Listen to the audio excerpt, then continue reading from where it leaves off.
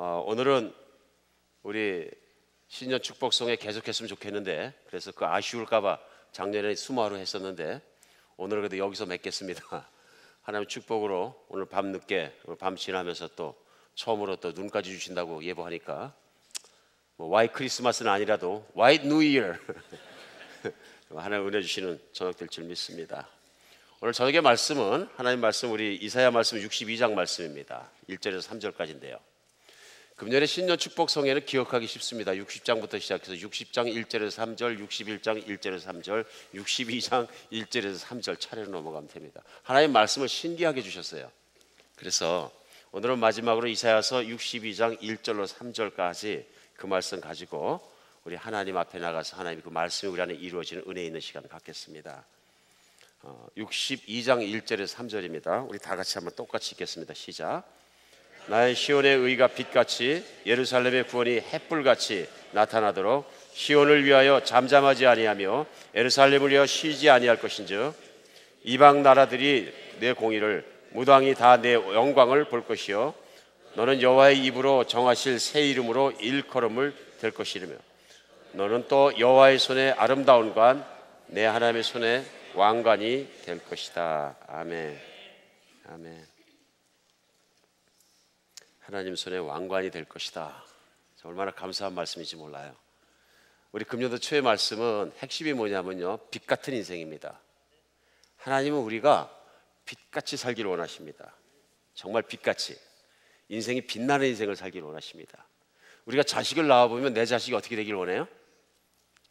빛나는 인생을 살기를 원합니다. 진짜로요. 거룩하고 정말로 국이 먹고 평화롭고 그런 인생 살기를 누구나 다 원합니다. 그런 줄 믿습니다.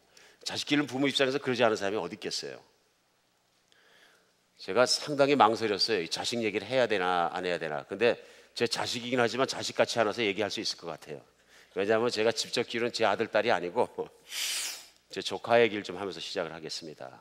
제 조카는 20년 만에 제가 처음 봤습니다. 11살 때 한국에서 보고 그 다음에 본 적이 없습니다. 그러니까 제가 기른 것이 아니니까 자랑하기도 되겠다 싶어서 염치불구하고 좀 나누겠습니다. 그리고 어떤 분들은 아시는 것처럼 작년 연말에 20년 만에 우리 조카가, 외조카죠, 그러니까 조카가 저희 집을 방문했는데 혼자 방문한 게 아니라 자기 부인하고 와이프하고 같이 왔어요.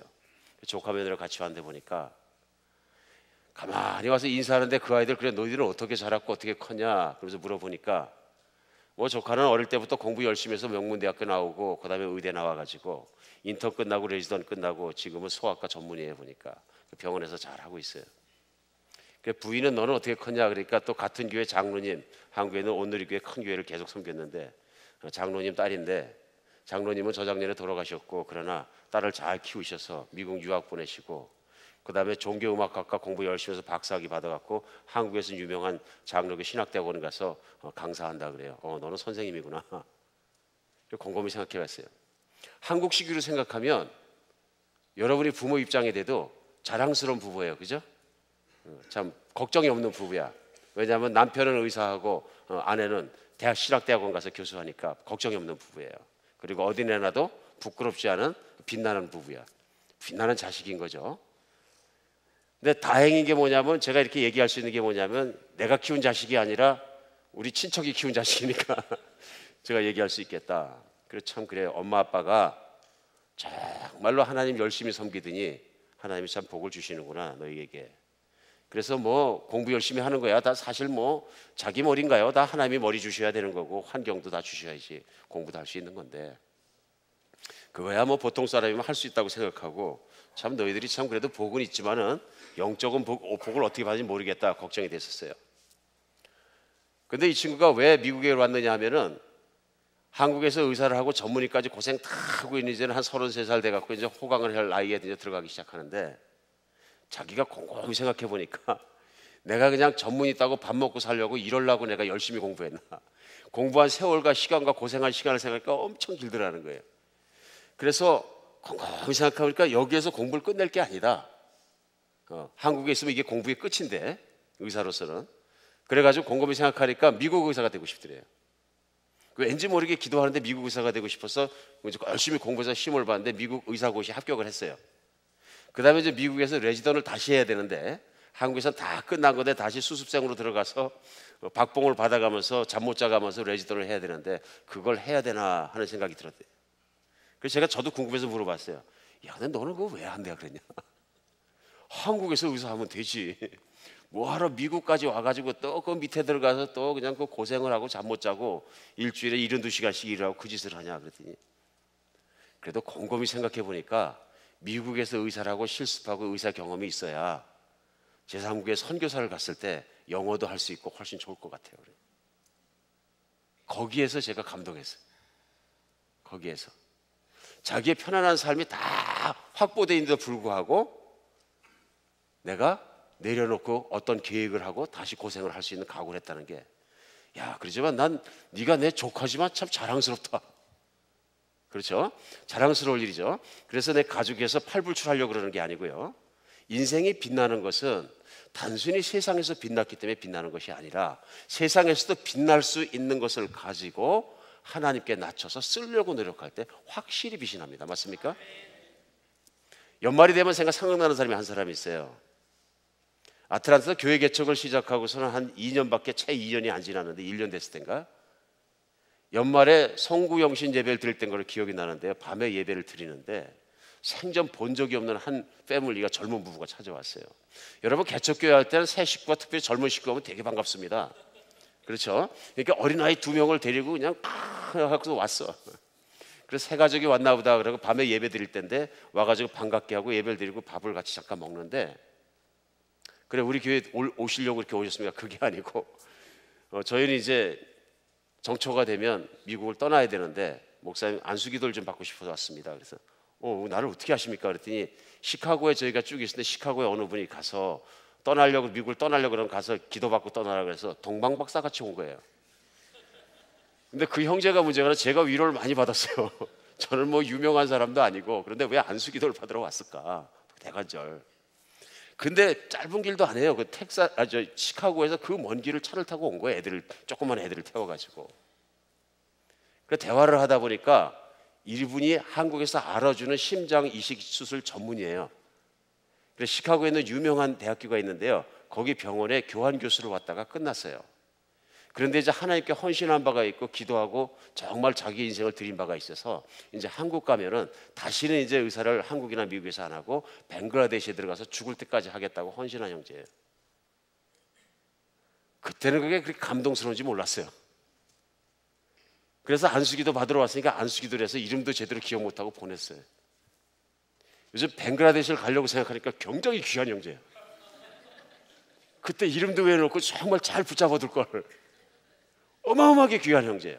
그러면서 방글라데시를 하나하나 연구하면 연구할수록, 야, 이렇게 힘든 나라구나. 그냥 가서 사는 것도 힘든 나라인데 그 유명한 대학교 나오고 유명한 거 해갖고 정말 탑 클래스에서 미국서도 하면서도 그걸 내려놓고 푹 들어갈 수 있는 빛나는 인생.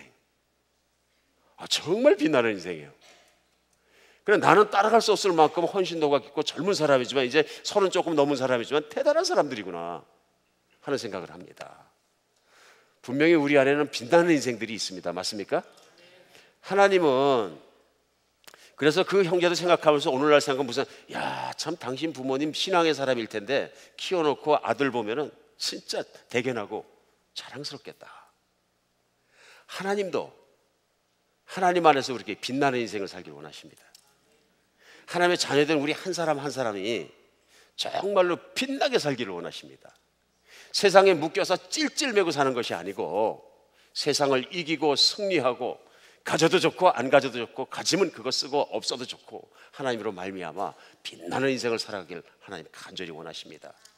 어느 부모가 나가가지고 맨날 쥐어 터지고 들어오고 못 나가지고 그러면 기뻐하겠어요? 뭐 때리고 들어온 얘기는 아니지만, 그렇잖아요? 하나님께서 우리를 보실 때 세상 나가서 마귀한테 실컷 두드려 맞고 마귀하고나 실컷 놀다 들어오면 하나님 기뻐하시겠어요? 안 기뻐하실 거 아니에요. 그러니까 하나님의 뜻은 뭐냐? 우리 한 사람 한 사람의 자녀들이 빛나게 사는 겁니다. 승리자로 사는 것입니다. 일어나라, 빛을 발하라. 이는 여호와의 영광이 내 위에 임하였습니다. 그렇게 살기 위해서 어저께 말씀 뭐냐면요, 상한 영혼도 고쳐주시고 세상에 꽉 붙잡혀 있는 자유가 없는 속박된 영혼도 풀어주시고, 우리 붙잡혀 있는 죽음의 멍에도 끌어주시고 모든 거 다 주셔서 이만하면 내가 기쁘게 살 수 있냐 그러시는 거죠. 믿으십니까? 그리고 오늘은 뭐라 그러시냐면요, 나는 시온의 의가 빛같이 예루살렘의 구원이 햇불같이 나타나도록 시온을 위하여 잠잠하지 않으며 예루살렘을 위해서 쉬지 않았다 말씀하세요. 오늘 60장이나 61장이나 62장이나 전체적으로 똑같은 게 뭐냐면 첫날 말씀드린 대로 이 말씀은 이스라엘 백성에 적용되고요. 그렇죠? 시온에 대해서 말씀하실 때 뭐냐 하면요, 그 시온의 영광이 모든 것이 이스라엘 백성의 당대에 일어나는 영광이고요. 두 번째는 그리스도 예수가 곧 시온이고 시온에 다스리는 분이시고 예수로 말미암아 그 영광이 모든 메시아 속에서 일어나는 모습이고요. 세 번째는 그리스도를 믿어서 그 빛을 받은 사람마다 시온의 영광 안에 들어간 우리에게 우리 인생에 개인적으로 주신 말씀으로 적용해도 무리가 전혀 없다 그런 얘기예요. 그럼 믿음이라는 것은 결국 이 말씀을 내가 받아들여서 빛나지 않았던 인생이 빛나게 되고 아름답지 않았던 인생이 아름답게 되고 내가 세상에 눌렸던 인생이 자유하게 되는 것, 이게 은혜잖아요. 인생이 뿌리째 바뀌는 거잖아요. 여러분, 사람의 인생은 말씀 한마디로 바뀝니다. 정말 그렇습니다. 갑자기 바뀌는 거예요. 그러니까 오늘 저녁에도 기대하고 기도하는 건 성령이 역사하셔서 이 말씀이 우리 마음을 파고 들어와서 우리 인생을 헤어지고 확 뒤집어 바꿔버려야 되는 은혜를 기대하는 거죠. 시온의 의가 빛같이 예루살렘의 구원이 햇불같이 나타나도록 시온을 위해 잠잠하지 예루살렘에 쉬지 않을 것이라 말씀 뭐냐면요, 시온이 빛나고 예루살렘의 햇불같이 들어지고 열방 가운데 비치길 원하는 거예요. 2절에 뭐냐면요, 이방 나라들이 내 공의를 무당이 다 내 영광을 볼 것이라 너는 여호와의 입으로 정하실 새 이름으로 일컬음을 될 것이라. 무슨 말씀이에요? 하나님은 우리가 영광을, 하나님의 영광을 받고 구원을 받았을 때, 내가 은혜를 받았을 때 어디 땅속이나 집 구석에다 숨겨놓기를 원하지 않으십니다. 오늘 이 말씀이에요. 하나님은 여러분과 저를 자랑하고 싶어 하십니다. 믿으십니까? 우리 하나님의 자랑거리가 돼야 되는 거예요. 자랑거리가 돼야 되는데 이 자랑거리가 안 돼서는 안 되는 거다 그런 얘기예요. 여러분과 저는 왜 구원받았습니까? 하나님은 왜 나를 구원하신 것 같아요? 굉장히 힘든 질문이에요. 사실은 왜 하나님은 못나고 못난 인간을 구원하셨을까요? 여기에 대한 정확한 답변이 나오는 게 굉장히 중요합니다. 제가 볼 때 가장 정확한 답변은 뭐냐면요, 하나님의 영광을 드러내기 위해서 구원하신 거예요. 우린 너무 우리 입장에서 인간적으로 엔드 유저 사고방식으로 하나님을 생각할 때가 너무 많아요. 나를 사랑하시니까 그렇죠. 나를 사랑할 이유가 하나도 없어요. 저는 예수 믿기 전에 제 삶과 모든 걸 생각해보면 하나님이 나를 사랑해야 될 이유와 조건이 하나도 없어요. 난 자격이 없어요. 어떤 분들은 난 자격이 있다고 생각하실지 모르지만 그러면 은혜가 넘치기가 되게 힘듭니다. 사실은 저는 진심으로 예수 믿기 전에 제 모습을 봐서는 하나님이 사랑해서는 안 되는 사람이에요. 사랑받을 자격이 없는 사람이에요. 그럼 나 때문에 하나님께서 내가 자격이 있어서 하나님이 나를 사랑해서 구원하신 건 아니잖아요. 맞습니까? 전혀 아니올시다거든요. 그럼 하나님 대관절 나를 왜 구원하신 거예요? 하나님의 영광을 위해서요. 이기적으로 들릴 수도 있어요. 오, 하나님 영광을 위해서. 그럼 나하고는 관계없는 거냐? 아닙니다. 엄청나게 관계가 있습니다. 존 파이퍼라는 목사님은 유명한 목사님이신데 뭐라 그러시냐면요, 하나님은 자기의 영광을 끝까지 추구하시는 분이라 이렇게 설명하세요. 하나님의 궁극적인 목적은 the ultimate purpose of God은 하나님은 끝까지 자기의 글로리를, 자기의 영광을 추구하시는 분이에요. 그 영광을 추구하는 과정에서 우리를 만드시고 우리를 구원하신 거예요. 그러니까 어떤 분들은 이 얘기 들으면 하나님도 이기적인가? 자기 영광만 추구하나? 아닙니다. 하나님이 당신의 영광을 끝까지 추구하시는 분이기 때문에, 변함없이 추구하시는 분이기 때문에 그 영광이 보이기 위해서는, 글로리가 보이기 위해서는 뭐가 있어야 돼요? 거룩해야 합니다. 맞죠? 흠이 있으면 안 돼요. 의로워야 합니다. 하나님이 그렇게 영광을 추구하기 때문에 사랑이셔야 됩니다. 맞습니까? 이 모든 걸 완벽하게 추구하시기 때문에 하나님의 사랑이 우리를 만들고 하나님의 사랑이 우리를 구원하시는 거예요. 우리는 하나님을 바로 할 때 그 하나님 사랑할 수 있습니다. 존경할 수 있습니다. 높일 수 있습니다. 하나님을 크리스마스 데디 좋아하듯이 좋아하면 안 돼. 선물을 줬기 때문에 데디 하는 건 아니란 얘기예요. 우리가 하나님을 알아가기 때문에 그 하나님을 더 신뢰할 수 있고 더 높여드리는 거죠. 중요한 건 뭐냐면요, 일어나라 빛을 발하라, 이는 여호와의 영광이 내 위에 임하였으리라. 참 기가 막힌 얘기예요. 일어날 수밖에 없는 게 하나님의 영광이 나를 지목해서 나를 이렇게 세우시는 거예요. 이게 예수 믿는다는 얘기예요. 예수 믿는 얘기는 보통 얘기가 아니고요. 그러니까 우리가 알잖아요. 하나님의 영광이 가장 인간적인 눈으로 봤을 때 완벽하게 드러난 게 뭐냐면 예수 그리스도의 십자가와 부활의 사건이에요. 하나님이 이 땅에 있는 미물 같은 우리를 위해서 십자가에 못 박혀 죽으실 만큼 그분의 거룩하심을 철저하게 지키는 분이세요. 생명을 내놓을 만큼, 그 아들의 생명을 내놓을 만큼 거룩함을 지키는, 어떻게 하냐, 영광을 끝까지 추구하시는 분이에요. 반면에 우리 같은 인간을 위해서 사랑해서 끝까지 사랑할 만큼 하나님은 사랑이신 거예요. 그러니까 결국 하나님의 영광을 추구하시는 게 맞는 거죠. 이런 영광을 봤을 때 우리가 정말로 그러니까 그 하나님께서 오늘 본문 3절 뭐라 하냐면, 너는 또 여호와의 손에 아름다운 관, 내 하나님의 손에 왕관이 될 것이라. 믿으십니까? 이게 진짜로 믿어지면 이거 한 절 갖고도요, 이것만 생각해도 밤에 잠이 안 와. 너는 하나님의 손에 붙잡힌 관, 아름다운 하나님의 왕관이라. 소중하죠? 왕의 표시니까요. 오늘 정말 이거 우리가 생각할 때 내가 어떤 존재로 이 땅에서 살아가야 되는 것인가 우리 생각해 봐야 됩니다. 그럼 우리가 그 이사야서 60장 일어나라 빛을 발하라, 또 그리스도께서 성령 오셔서 메시아가 나를 갖다 치유하시고 자유케 하시고 일으키시는 빛이 나게 하는 모든 사역들과 일들과 성령이 내게 임해서 성령이 하시는 지금 모든 사역들이 결국은 뭐냐면 오늘 이 말씀이에요. 너는 내 손에 있는 아름다운 관이라. 너는 나의 영광이라. 관이 뭡니까? 왕의 영광을 나타내는 거죠. 너는 나의 영광이라. 참 감사한 일이에요. 이 말씀이 우리 가슴에 이루어지길 간절히 바랍니다. 내가 무엇을 해석이 이전에 하나님은 나의 존재를 그렇게 바꾸셨습니다. 하나님의 영광인데 그 예수 믿고 내가 믿는 내가 하나님 안의 영광을 비치는 자가 된 거예요. 그래서 정말로 하나님께서 우리가 영광의 존재를 비치는 인생을 살기를 원합니다. 어떻게 살면 빛나는 인생이 될까요? 그렇죠? 어떻게 살면 이 빛이 그대로 나가는 인생이 될까요? 어떤 인생은 빛이 나지 않는 인생이고요, 어떤 인생은 빛나는 인생입니다. 최소한으로 두 가지를 생각하면 나올 적에 한 가지, 첫 번째, 성공을 추구하십시오. 오늘 이웃의 목사 입에서 안 나올 게 나온 것 같은 표정도 있어요. 성공을 추구하십시오. 인생에 진짜 중요합니다.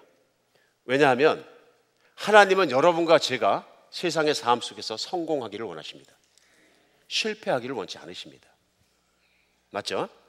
어느 부모가 자식이 실패하는 거 원하시는 분 계세요?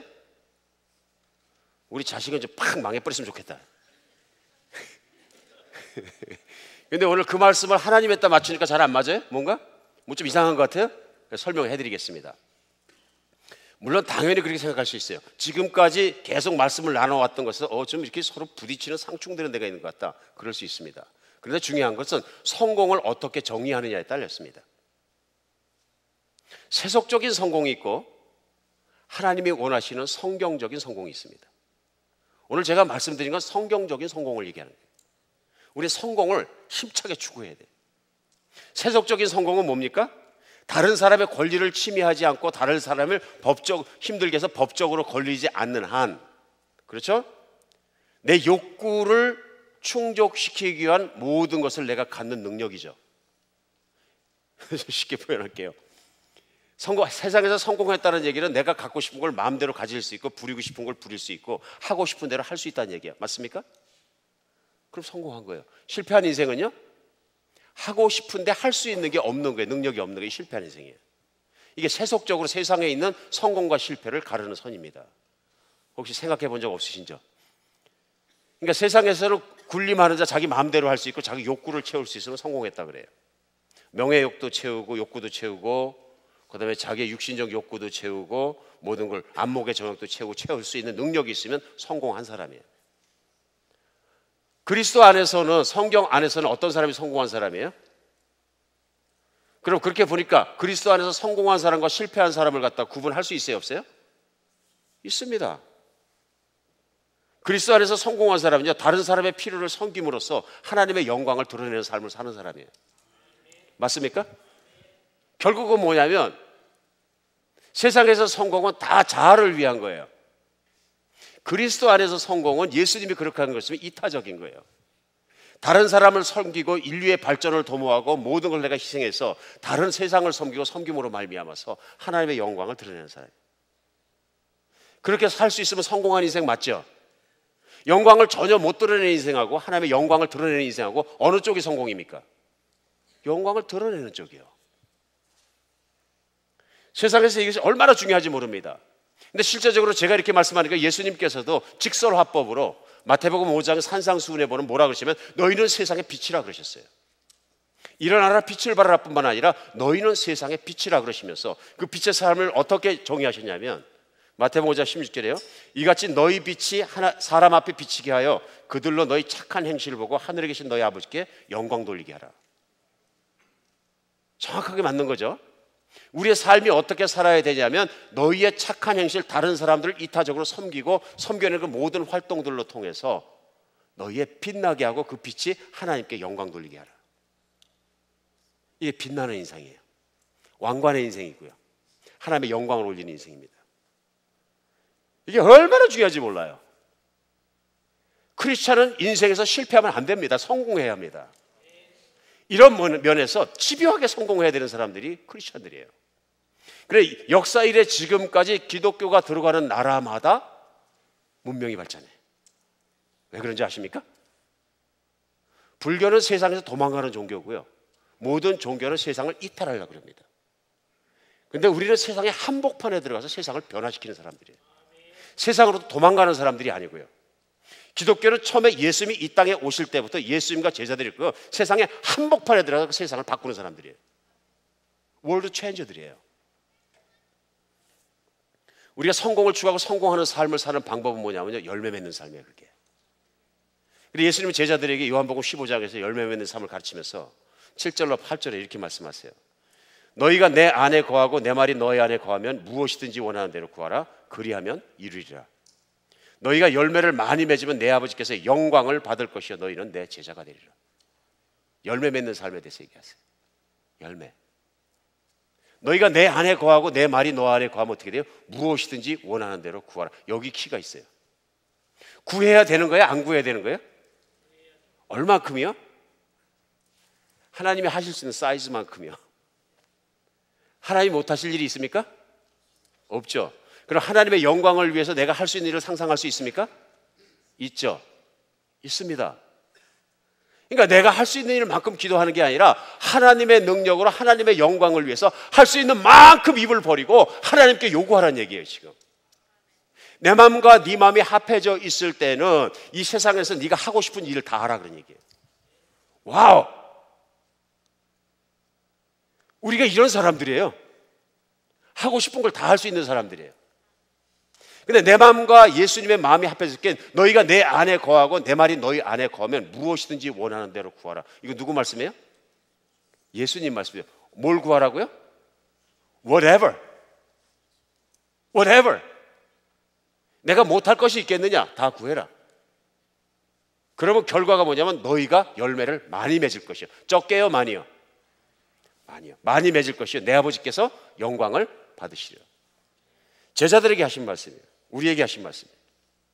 인생을 이렇게 살라 해서 너는 빛과 같이 살라면서 너희는 영광을 많이 드릴 수 있는 열매 맺는 삶을 살아라 말씀하시는 거예요. 물론 그 열매를 조작조작 따지면 뭐 성품의 열매, 사역의 열매, 기타 쭉 얘기하는데 가장 중요한 건 뭐냐면요. 하나님의 능력이 내 인생에 임해서 하나님의 모든 순종함에 드렸을 때 내 인생을 통해 드러나는 하나님 다른 사람들을 섬기고 세상을 섬긴 결과가 드러나게 살아라는 얘기예요. 마태복음 5장의 말씀이나 모든 걸 추론해 보면 맞습니까? 자, 오늘 이 말씀을 하면서 우리가 정말 중요한 건 뭐냐면요. 그리스도인들이 절대로 쪼그라붙지 말아라. 맞습니까? 세상 안을 살아갈 때 그리스도인들이요 쪼그라붙지 말아라. 쭈구렁 방태기같이 쪼그라붙여서 구겨놓은 휴지처럼 꽉 찌그러져 가지고 그냥 그리스도인은 맨날 금욕 생활해야 되고 팍 죽어야 되고 이렇게 살아가야 되고 그거 아니라는 얘기예요. 이 세상에서 가장 자신 있는 사람이 누구냐면 그리스도인이에요. 가장 기쁘고 가장 힘이 있고요. 세상에 뭐 우리 하나님 아버지가 안 가진 게 계셔야지. 믿으십니까? 어이없는 거 아니죠 지금? 제가 지금 오늘 헛소리를 하고 있는 게 아니라 하나님 말씀 얘기 그대로 하고 있는 거예요. 우리 어쩔 때 살 때 보면 이걸 착각하기 때문에 그리스도인이 자꾸 쪼그라붙습니다. LA에 있는 그 동양 선교교회인가요? 큰 교회를 사역하시고 지금도 사역하고 계시는 그 강준민 목사라는 분이 계십니다. 이 강준민 목사님이 리더십에 대한 책을 쓰면서 권도원을 쓰셨는데, 다른 사람의 책에, 거기에 제가 읽다 보니까 꽤 참 생각 많이 해볼 이유가 있다 하는 생각이 들어서 제가 읽어드리겠습니다. 그 권도원에 뭐라고 쓰셨냐면요, 나는 착한 목회자들을 많이 만났다. 경건한 목회자도 많이 만났다. 그런데 그분들이 목회하는 교회가 어려움 속에서 성장하지 못하는 것도 보았다. 착하고 성실함에도 불구하고 그분들은 구체적으로 목표를 설정하고 달성하는 법을 배우지 못했기 때문에 그런 일이 빚어진 것이다. 목회자로서 착하지만 구체적으로 과업을 달성한 경험이 부족해서 열등의식 속에 사는 분들도 간혹 만났다. 스스로 무능하다고 생각하며 사는 분들을 만나기도 한다. 착하고 무능력한 분들을 만나면서 착한 것만으로는 목회 현장의 문제를 해결할 수 없다는 것을 깨달았다. 착함과 유능함을 겸비해야 한다. 유능함은 훌륭한 성품과 아울러 과업을 성취하는 능력도 포함된다. 자동차 운전을 배울 수 있다면 사람을 이끄는 법도 배울 수 있다. 사람들에게 영향력을 끼치는 법도 배울 수 있다. 성경적인 원리로 성공하는 법, 순수한 동기를 갖고 큰 일을 성취하는 법, 문제를 해결하는 법, 갈등을 해결하는 법, 그리고 사람을 키우는 법을 배울 수 있다. 생각해 볼 필요가 있죠. 무조건 쪼그라붙고 무조건 조용하고 무조건 가만히 있고 무조건 작게 생각하며 무조건 깨끗하게 생각하면 그것만이 하나님의 영광이라 생각할 필요는 없다, 그런 얘기예요. 웬만한 일들은 노력만 하고 하나님의 영광을 위해서 내가 헌신하고 노력하면 배울 수 있다, 그런 얘기예요. 맞는 얘기입니까? 배울 수 있고 할 수 있음에도 불구하고 잘못된 생각으로 말미암아서 하나님의 영광을 드러낼 때 우리가 하나님의 영광을 내려놓을 수 있다, 그런 얘기입니다. 저는 이 목사님이 교만해서 당신은 큰 교회를 목회하니까 이런 글을 썼다고 저는 생각하지 않습니다. 이분이 교만했으면 이런 말 안 쓰세요. 근데 이런 마음을 쓰신 건 뭐냐면 하나님의 나라를 바라보면서 안타깝고 안타까운 마음에서 썼다고 생각합니다. 그리스도인들이여 성공하라. 그리스도인들이여 성공하라. 어떤 면에서요? 성경적인 성공을 끝까지 우리가 헌신하고 투자할 필요가 있다 그럽니다. 우리가 그러면 신앙인으로서 세상에서 왜 실패하는 겁니까? 왜 실패하냐면 첫째는요, 그 이유가 있는 게 뭐냐면요, 성공에 신경 쓰지 않습니다. 성공하려고 생각을 안 해요. 그리스도인으로서 하나님의 영광을 위해서 성공하겠다는 마음 자체를 먹지 않는 경우가 너무나 많다 그래요. 두 번째는 뭐냐면 두려워해요. 내가 하나님께 헌신하고 그런 성공의 길을 가기 위해서는 내가 헌신해야 되기 때문에 헌신하는 거 두려워해요. 굉장히 방어적인 거예요. 근데 방어할 게 하나도 없는데 사실은. 그렇죠? 내가 방어해서 내가 지킬 게 뭐 있어요? 다 하나님 건데. 그럼에도 불구하고 헌신을 요구하실 하나님을 두려워해가지고 아예 헌신 안 해버려, 그런 일에. 적극성이 없는 거예요. 그러면 실패하는 인생을 사는 거예요. 세 번째는 성공을 잘못 알기 때문에 그래요. 만약에 성공을 지향하고 그런 걸 지향하면 육신적인 사람이고 실제적으로는 영적인 것이 못 되고 성공한 사람은 겸손할 수 없다는 그런 발상을 가지고 있어요. 성공을 지향하는 사람들은 겸손한 사람이 아니다, 이렇게 생각해요. 이것이 오늘 이사야 말씀이나 빛이 되라는 예수님이라는 모든 말씀에서 보면은 잘못된 사고방식일 수 있다 하는 얘기입니다. 그러니까 쉽게 생각하면 왜 겸손과 빈곤은 같은 동호를 놓고 생각하느냐, 그런 얘기예요. 빈곤 이퀄 겸손, 부유함 이퀄 교만. 아니란 얘기입니다. 아니란 얘기입니다. 실제로 성경적으로 예수님께서 원하고 하나님께서 원하시는 삶을 살면서 다른 사람을 섬기고 그 안에 들어가서 리더로 살아가면서 세상을 변화시킨 사람 중에서 성경 안에도 그렇지 않은 사람들이 많아요. 요셉, 느헤미야, 사도 바울, 다윗, 아브라함, 이런 사람들 다 부자로 사는 사람들이에요. 다윗도 자기 한때는 부자였다고 얘기해요. 오늘 이 얘기 무슨 얘기냐면요, 우리가 세상에서 성공하고 실패하는 게 영적으로 볼 때는 내가 열심히 해서 하나님의 영광을 드러내느냐 못 드러내느냐 하는 거기에 있는 것이지 내가 가난해지고 부자가 되고 뭐 그런 것에 있지 않다, 그런 얘기입니다. 믿으십니까? 제가 지금 어이없는 소리 하고 있는 거 아니죠, 그죠? 우리가 그러니까 성공하려고 조차 노력을 안 하는 그리스도인들의 생각 자체에도 문제가 있다. 왜냐하면 시작을 하지 않았기 때문에 어차피 그리스도인으로서 실패로 끝난다, 그런 얘기입니다. 하나님 말씀을 따라 살지 못하는 게 실패예요.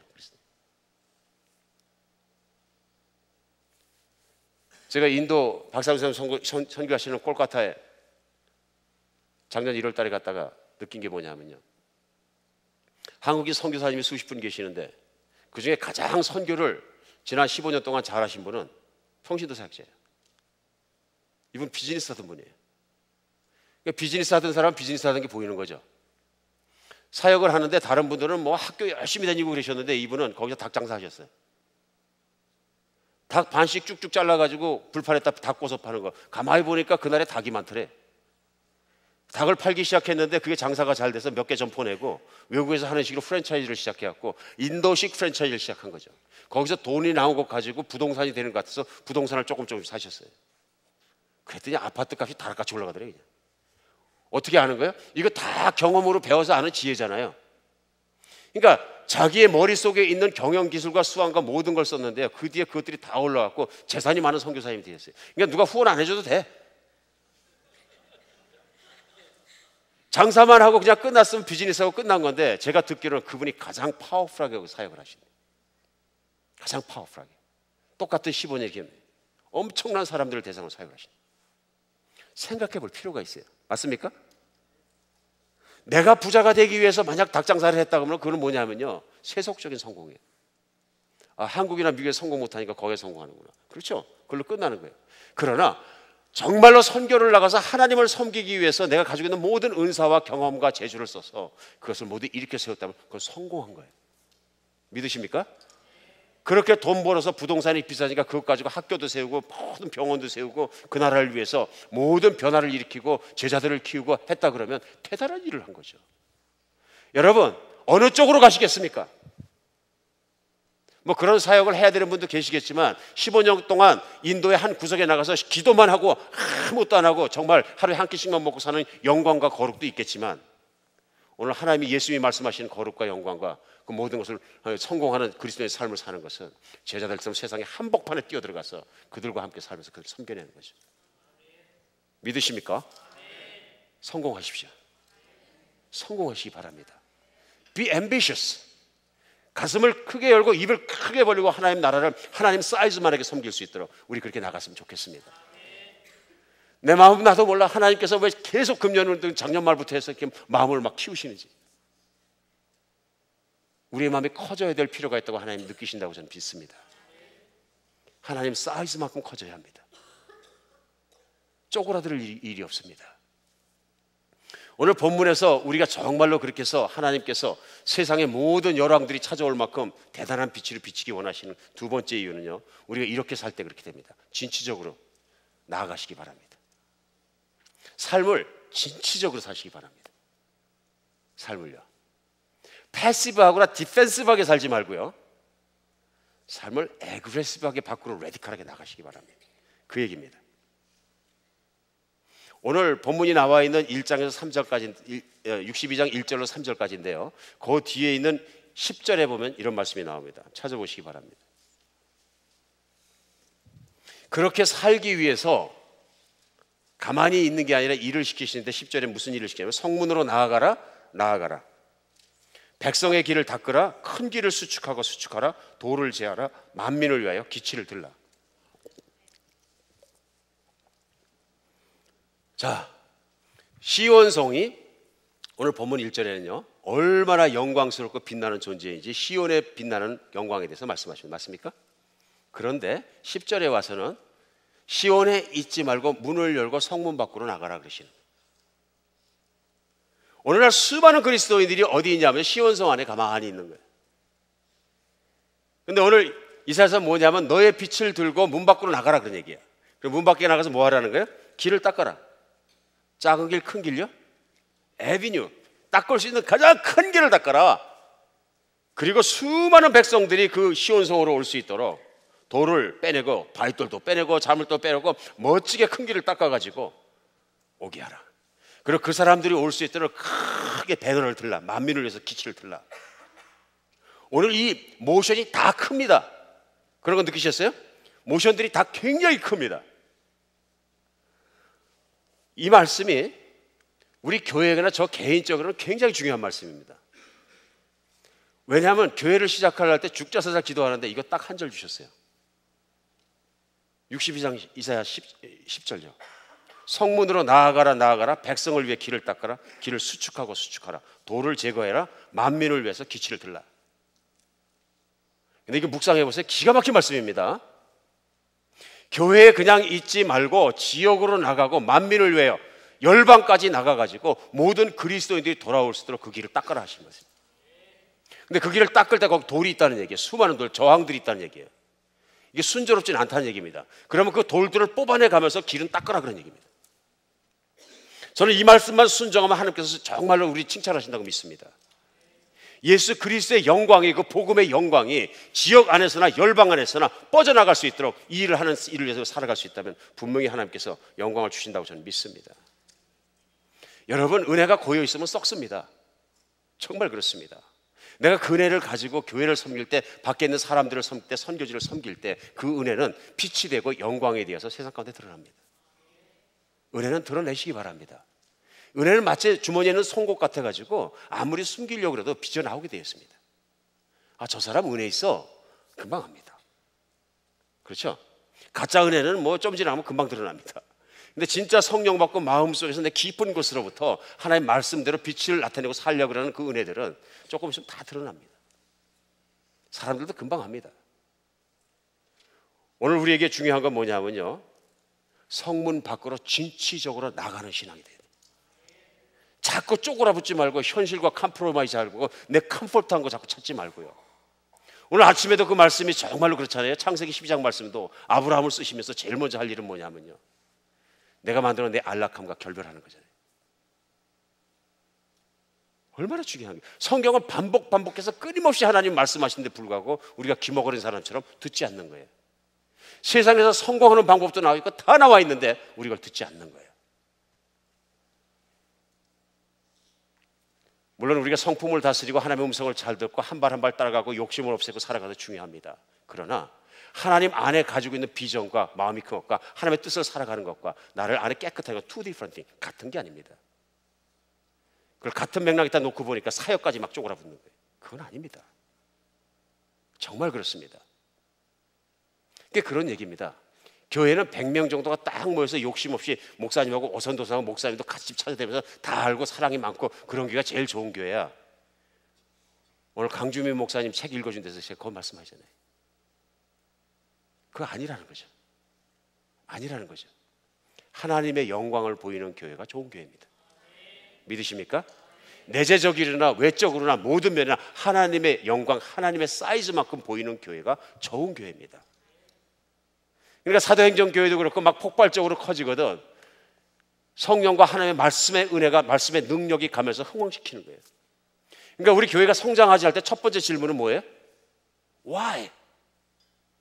하나님의 말씀은 천국 제품이고 성령님도 역사하시는데 교회에 무엇인가 잘못된 생각들이 제한하고 있는 거예요. 하나님의 능력을 자꾸 제한하고 있는 거예요. 그런 제한하고 있는 것들이 교회를 붙잡고 있으니까 교회가 건강해지지 않고 커지지 않는 거예요. 오늘 새해를 시작하면서 이 부흥회에서 우리 인생도 마찬가지입니다. 무엇인지 모르지만 내 인생을 내가 꼭 붙잡고 있는 게, 그걸 풀어놓으셔야 됩니다. 내 안에 있는 잠재력, 내 안에 있는 모든 능력, 내 안에 있는 믿음, 특별히 내 안에 있는 성령의 능력을 풀어놓으시기 바랍니다. 그리고 선포하시기 바랍니다. 믿음은 선포부터 시작합니다. 나는 주 안에, 주는 내 안에 있으므로 내가 무엇인지 구하면 세상에 내가 못할 일은 없다. 이 요한복음 15장 말씀이잖아요. 너희가 내 안에 내 말이 너희 안에 거하거든 무엇인지 원하는 구하라. 그러면 이루리라. 나는 주 안에, 주는 내 안에, 주는 모든 것을 가지시고 내가 구하는 대로 못 이룰 일이 없다. 담대히 사시기 바랍니다. 그리고 세상을 섬기시기 바랍니다. 한국의 높은 뜻 숭의교회 김동호 목사님이 예전에 한번 듣는데 설교 중에 하도 성도 자랑을 하셔서, 아이 목사님 나도 자랑할 성도 많은데 혼자 자랑 많이 하신다. 그랬다가 다 듣고 나니까 은근히 또 부럽기도 하고 또 그거 참 괜찮은 내용이다. 그래서 여러분에게 좀 한 군데 읽어드리고 오늘 말씀 마치겠습니다. 그 교회 대신 성도님의 편지에 목사님한테 보낸, 목사님 안녕하세요. 저는 누구누구 성도입니다. 누구누구 남편이라고 하면 금방 아실 것 같습니다. 별 대단한 일은 아니지만 목사님의 기도를 부탁드리고 글을 씁니다. 이번에 쪽방 헌금을 드렸는데 이 쪽방 헌금에 대해서 말씀드리려고 합니다. 저는 부동산 컨설턴트입니다. 좋게 말하면 투자를 가르치는 것이지요. 쉽게 말하자면 돈 되는 거 알려주는 사람입니다. 당연히 제 일을 잘하려면 수익률이 좋은 것을 알려줘야 하는 것입니다. 그리고 이런 것에 목마른 사람들을 대상으로 수업을 진행하고 있습니다. 쉽게 말해서 재테크 강연을 하고 있는 것이죠. 그러다 보니 사람들은 저에게 돈 되는 물건을 알려주길 상당히 많이 기대하고 있고 눈이 반짝거립니다. 그런데 이런 일을 하다 보면 늘 느끼는 것이지만 뭔가 메말라 있다는 것을 느끼게 됩니다. 아무리 수익이 난다 해도 사람의 욕심은 끝이 없어서 더 많은 수익을 얻기 원하고 또 많은 수익이 났다 해도 자신보다 더 재산이 많은 사람들을 보고는 늘 부족함을 느끼고 있는 것 같습니다. 결국 돈 되는 물건이 삶을 풍성하게 하기보다는 삶을 더 힘들게 만들고 있는 것을 많이 느끼고 있습니다. 그래서 사람들에게 진정한 의미의 풍성함을 알려주려면 어떻게 해야 하나 고민을 하다가 나부터 작은 실천을 하자는 의미로 베품을 가시적으로 보여주자는 생각을 하게 되었습니다. 그래서 저희 사무실 한가운데 상담료를 받는 저금통이 있는데 그곳에 이렇게 글을 써놓았습니다. 상담료는 1만 원 이상 자유롭게 내주세요. 상담료는 전액 쪽방 탈출 기금에 기부합니다. 이런 글을 써놓고 상담하다 보니 매우 좋은 반응을 보이는 사람이 있는가 하면 거의 공짜라고 생각해서 1만 1천 원만 내는 사람도 있었습니다. 하여간 그런 돈을 모두 모았고 돈을 벌기 위해 상담받는 사람들에게 돈은 이렇게 써야 하는 것이라고 가시적으로 보여줄 수 있어서 기쁩니다. 또 한 번은 앞으로 계속 그렇게 할 예정입니다만은 아주 중요한 얘기를 할 거라고 수강생들에게 모두 연락을 해서 수강생들을 꼭 참석하게 했습니다. 수강생들은 굉장히 중요한 정보를 줄 거라고 생각하고 많이 모였습니다. 그런데 그 자리에서 월드비전을 초청해서 세계 구호 현장에 대해 소개하고 아동과 결혼을 맺어 돕도록 하는 서약서를 받았습니다. 이것을 계획했을 때는 돈 되는 거 배우려고 온 사람들에게 돈 되거나 가르쳐주면 되지 마치 인생을 다 알고 있는 척 잘난 척하는 거 아닌가 하는 부담도 있었고 베품을 이야기한다는 것이 강의 컨셉과 상당히 맞지 않았기 때문에 거센 비난을 받지 않을까 두려움도 있었습니다. 그런데 그렇게 하는 것이 진짜 돈 버는 법을 알려주는 것이라고 생각했고 그게 제 사명이라고 생각했습니다. 결과는 생각보다 훨씬 좋았고 많은 사람들이 감동했다는 후문을 듣게 되었습니다. 하나님의 은혜입니다. 이런 일을 행하면서 제 마음속에는 더 큰 비전이 생겼습니다. 사람들은 유명해지면 강의료도 올라가고 상담료를 올리는 것이 정상이겠지만 저는 더 많이 알려지게 되면 베품을 배운 사람들에게만 강의를 들을 수 있는, 베품을 실천하려고 하는 사람들만 강의를 들을 자격을 줄 수 있는, 즉 수강생들에게 자격을 부여할 수 있는 그런 강의를 할 수 있으면 좋겠다는 생각이 들었습니다. 그리고 그렇게 하나님께 기도했습니다. 강의를 듣고 싶은 수강생들이 많아져도 자격을 갖추지 않은 수강생은 받지 않을 수 있을 만큼의 그런 강의를 할 수 있는 사람이 되게 해달라고 말입니다. 상담료를 쪽방 헌금에 하자라고 결정한 것은 부동산과 가장 잘 어울릴 수 있는 것이 마침 쪽방 헌금인 것 같아서 선택했습니다. 그 첫 번째 실천으로 드리는 헌금입니다. 목사님 앞으로 더 많은 금액을 헌금할 수 있도록 기도해 주시기 부탁드리겠습니다. 그리고 돈 되는 것만 가르쳐주는 사람이 아니라 하나님의 사랑을 실천하고 베풀 줄 아는 사람이 되는 것도 가르쳐주는 사람, 그럴 수 있도록 옆에서 도와줄 수 있는 사람이 되도록 기도해 주세요. 저희 사무실에는 부동산 컨설턴트답게 당연히 지도가 사방에 붙어 있습니다. 그렇지만 책상에는 의뢰 있어야 할 어디가 개발된다는 식의 기사가 붙어 있지 않습니다. 그리고 그 자리에는 서울의 쪽방 얼마나 된다는 기사가 붙어 있습니다. 앞으로 이런 기사가 더 많이 붙이려고 합니다. 쪽방에 관한 기사, 소년 소녀 가장에 관한 기사, 북한 동포에 관한 기사, 이런 것들을 계속 붙여나가려고 합니다. 베풀 줄 아는 사람, 하나님의 사랑을 실천할 줄 아는 부자를 만들어 가는데 도움을 줄 수 있는 사람으로 성장하고 싶습니다. 너무 부족한 사람이고 나이도 어린 사람이 감히 건방지게 돈과 베품을 이야기하는 것도 우습다는 생각마저 듭니다. 하지만 돈이 많아서 베푸는 것이 아니듯이 많이 부족한 저희지만 베품을 가르치고 도움을 줄 수 있다는 생각이 듭니다. 목사님, 이 생각이 변치 않도록 더 원대한 하나님의 뜻을 품을 수 있는 사람이 될 수 있도록 기도해 주시기 바랍니다. 생각할 필요가 있습니다. 처음에 우리가 성공하는 인생은 큰 거에서 시작하지 않고 내가 내 삶 속에서 작은 것부터 시작합니다. 그러면 간증하는 사람마다 들어보면 작은 것부터 키워가기 시작하십니다. 그래서 전국적으로 내가 마음을 변치하고 초심을 지고 끝까지 나가면 어마어마한 데까지 쓰십니다. 저는 가끔 우리 교인도 이랬으면 좋겠다 하는 경우가 있습니다. LA에 있는 어떤 교회 교인께서 어느 선교단체가 어려워하는 걸 보고 선교단체에 찾아갔더니 150만 불짜리 책을 한 자리에서 아무 말도 안 하고 그냥 써서 그냥 주더래요. 조건도 없고 아무것도 없고 선교에만 써주십시오 하고. 대단한 사람들입니다. 150만 불 캐시를 만져보기도 힘든데 앉은 자리에 책 한 장을 아무 말 안 하고 딱 써줄 수 있는 거 믿음입니다. 믿음입니다. 근데 그것이 금방 되지 않습니다.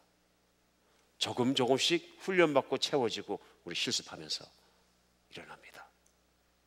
사랑하는 여러분, 이 자리부터 시작해서 성공하는 그리스도의 삶을 사시기를 예수의 이름으로 축복합니다.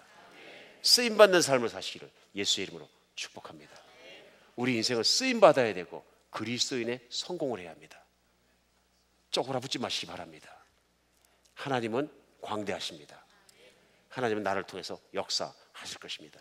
믿는 대로 될지어다.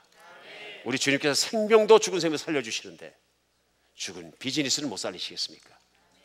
정말로 죽은 몸 같은 나이 먹은 내 몸은 안 쓰시겠습니까? 죽은 몸 같은 내 가정은 안 쓰시겠습니까? 믿음으로 선포하고 금년도 나가시기 바랍니다. 하나님, 나를 빛같이 사용하여 주시옵소서. 기도하겠습니다. 예, 하나님, 우리 한 사람도 빠짐없이 하나님의 영광을 드러내기에 쓸모있는 사람으로 사용해 주시옵소서. 아니면 세상에서 정말 쓸모있는 사람 되게 하여 주시옵소서. 늘 저희 하나님의 교회가 간증으로 넘치게 하시고 하나님의 능력으로 정말 체험한 것들을 넘쳐서 우리가 정말 감당할 수 없을 만큼 주님 앞에 나올 수 있는 그런 곳 되게 하여 주시옵소서. 하나님, 저희가 정말 눈에 보이는 것만큼 보지 않냐고 하나님의 보이지 않는 모든 무한한 능력을 그대로 동해 있고 살 수 있고 믿을 수 있는 저희 되게 할 줄 믿습니다. 빛이 되게 하여 주시옵소서. 섬기게 하여 주시옵소서. 자신 있게 살게 하여 주시고 성공하는 인생 살게 하여 주시옵소서. 그리스도 예수 이름으로 기도합니다. 우리 다 같이 나서 찬양합니다. 전능하신 나의 주 하나님은 능치 못하실 일 전혀 없네. 우리의 모든 간구도 우리의 모든 생각도 우리의 모든 꿈과 모든 소망도 신실하신 나의 주 하나님은 우리의 모든 괴로움 바꿀 수 있네. 불가능한 일에 가시고 죽은 자를 일으키시니 그를 이길 자 아무도 없네. 주의 말씀 의지하여 깊은 곳에 금을 던져 오늘 그가 놀라운 일을 이루시는 것 보라. 주의 말씀 의지하여 믿음으로 금을 던져 믿는 자에게 능치 못함 없네. 전능하신 나의 주, 전능하신 나의 주 하나님을 능치 못하실 일 전혀 없네. 우리의 모든 간구도 우리의 모든 생각도 우리의 모든 꿈과 모든 소망도 신실하신 나의 주 하나님을 우리의 모든 괴로움 바꿀 수 있네. 불가능한 일에 가시고 죽은 자를 일으키시니 그를 이길 자 아무도 없네. 주의 말씀 의지하여 깊은 곳에 금을 던져 오늘 그가 놀라운 일을 이루시는 것 보라. 주의 말씀 의지하여 믿음으로 금을 던져 믿는 자에게 능치 못함 없네. 주의 말씀 의지하여 주의 말씀 의지하여 깊은 곳에 금을 던져 오늘 그가 놀라운 일을 이루시는 것 보라. 주의 말씀 의지하여 믿음으로 금을 던져 믿는 자에게 능치 못함 없네. 주의 말씀 의지하여 주의 말씀 의지하여 깊은 곳에 금을 던져 오늘 그가 놀라운 일을 이루시는 것 보라. 주의 말씀 의지하여 믿음으로 금을 던져 믿는 자에게 능치 못함 없네. 여러분 믿으십니까? 예, 믿는 자에게 능치 못할 일이 없습니다. 우리 정말 새해에 어떤 장애물이 내 앞에 있을지라도 하나님 주신 정말 원대한 하나님의 사이즈의 꿈을 갖고 우리 나가기 바랍니다. 우리 크게 주님을 외치고 주여 나를 사용하시옵소서. 주여 내가 성공하는 그리스도인이 되게 하여 주시옵소서. 주여 내가 세상에 눌리지 않게 되게 하시옵소서. 우리 힘있게 주님께 간구하는 시간 갖겠습니다. 주여 외침같이 기도합니다. 주여 주여 주여. 하나님 정말 이렇게 이렇게 성경으로 내려주시옵소서. 하나님 불신앙에 들어가지 않게 도와주세요. 하나님께 능치 못할 일이 무엇이 있습니까? 하나님 우리의 신앙이 쪼그라들지 않게 도와주시고 하나님의 능력 가는 살아갈 수 있는 시간 되게 하여 주시고 하나님 정말 신을 같이 하여 주시옵소서. 믿음대로 살게 하시고 믿음대로 가게 하시고 믿음의 능력대로 가게 하시고 하나님 정말 그냥 믿음으로 밀고 나갈 수 있도록 도와주시옵소서. 할렐루야 주님을 찬양합니다. 할렐루야 주님을 붙잡고 주시옵소서. 아버지 하나님 정말 이렇게 주님께 하시옵소서. 소심하게 살지 않도록 도와주시고 아버지 아무리 힘들지라도 아버지 정말 이렇게 끝까지 할 수 있도록 도와주시고 할렐루야 주님을 찬양합니다. 할렐루야 정말 주님께서 같이 누려주시옵소서. 하나님 정말 주님께서 누려주시옵소서. 아버지 하나님 정말 주님께서 누려주시옵소서. 아버지 반드시 주님께서 살아주시옵소서. 아버지 헛된 생각하지 않고 아버지 예수 그리스도의 복음이 예수 그리스도의 능력이 이 세상 가운데 나가게 해주시옵소서. 이렇게 주님께서 할렐루야 주님만의 주님 말씀을 주님이 일으켜 주시옵소서.